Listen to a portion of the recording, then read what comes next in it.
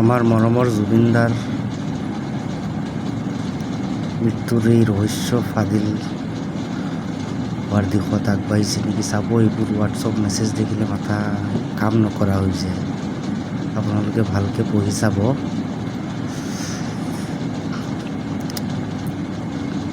মইনো আৰু কি পঢ়ি শুনাম আপোনালোকক।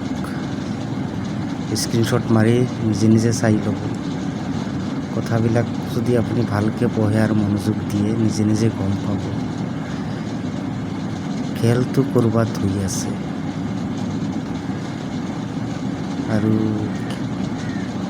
ৰাতিপুৱাই গ'ল, এতিয়া যাওঁ আকৌ জুবিনদাক এবাৰ চাবলৈ। বাইকখন আজি গেটৰ ভিতৰত ৰাখি দিলোঁ, যাবও নোৱাৰোঁ। চাব আপোনালোকে, এতিয়া ওলাই যাম মই চাবলৈ। কালি এবাৰ গৈ আহিলোঁ, ইমান ভিৰ দেখি সোমাব নোৱাৰিলোঁ, গতিকে ডাইৰেক্ট কি ক'ম আৰু। এই মেছেজবোৰ চালে আপোনালোকে চাব আৰামতে স্ক্ৰীনশ্বট মাৰি, আৰু যিমান পাৰিলে শ্বেয়াৰ কৰি দিব আপোনাৰ যদি মন যায়। চাব এইবোৰ আপুনি ভাবিব নোৱাৰা কিছুমান, মোৰতো চকু পানী ওলাই যায় এইবিলাক মেছেজ দেখিলে।